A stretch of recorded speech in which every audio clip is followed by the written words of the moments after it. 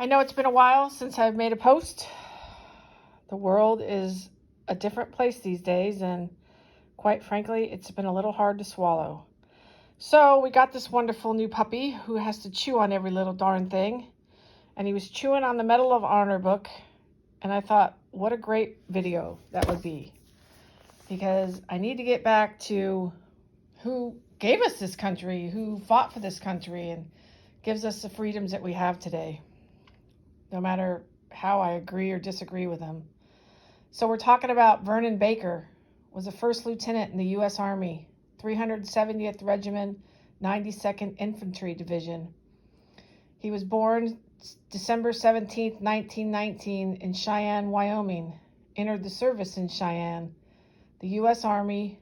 His duty was World War II, and he died July 13, 2010 in Idaho. There's a sweet picture of him. In need of a job and wanting to serve his country, Vernon Baker enlisted in the Army in June 1941. He was assigned to the segregated 370th Regiment of the 92nd Infantry Division.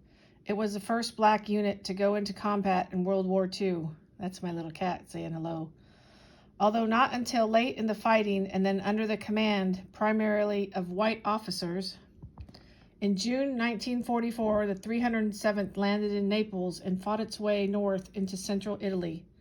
One evening in the fall, Baker on night patrol ran into a German sentry. In the duel that followed, Baker killed the German and was wounded so badly himself that he had to be hospitalized for 2 months. In the spring of 1945, Lieutenant Baker, the only black officer in his company, was in command of a weapons platoon made up of 2 light machine gun squads and 2 mortar squads. His unit was near, I'm probably going to butcher this, Variego, Italy. Italy. Sorry if I screwed it up. On April 5th, it was ordered to launch a dawn assault against a castle, a mountain strong occupied by Germans. Moving ahead of the other platoons, Baker and his men had reached a shallow ravine about 250 yards below the castle at about 10 a.m. when they encountered heavy fire. As they took cover, Baker spotted a pair of cylindrical objects pointing up out of a mound in a hill above him. At first, he thought they were flash suppressors for machine guns, but as he slithered closer, he realized they were observation scopes. He stuck his rifle into the slit of the observation post and emptied the clip, killing the 2 Germans who had been directing fire from the castle. Moving forward, Baker stumbled on a well-camouflaged machine gun nest and shot and killed the 2 soldiers manning it. The next moment, as Company C's commander officer joined Baker, a German soldier appeared in the ravine and tossed a potato matcher grenade, which came to rest at their feet. Luckily, it turned out to be a dud, and Baker shot the German as he tried to run.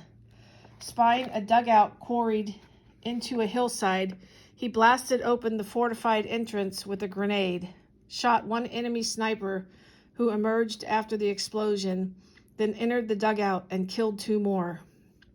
By afternoon, the Germans began to inflict heavy casualties on Baker's platoon. His captain ordered a withdrawal and left his radio men as Baker covered their retreat. Then Baker and his men, the 6 remaining of the 25 he had led into the battle earlier, began to make their way back down to the American lines. They ran into 2 more German machine gun positions that had been bypassed during the assault. Baker used hand grenades to destroy them.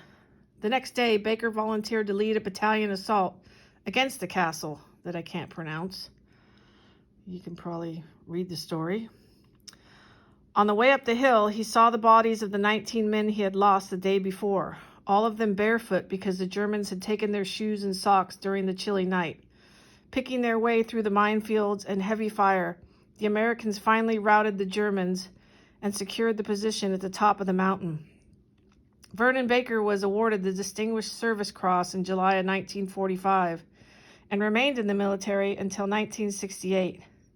In March 1996, after more than 50 years after the assault on the Al-Nagafi Castle, he received a telephone call from a man working on a federal grant to reevaluate the heroism of blacks in World War II. Extensively interviewed about the events on April 5th and April 6th of 1945, he learned that he was to be awarded the Medal of Honor. When President Bill Clinton presented him with the medal on January 13, 1997, Vernon Baker became the only living black serviceman from World War II to receive this honor. You know, you need to take a look around what's going on in this country. Lots of people died for us to have the freedoms that we have today. And there's lots of silliness going on. You know, you still have to go to work, you still have to earn a living, and you still have to pay for things, folks. Nothing is free. Thank you for all these servicemen.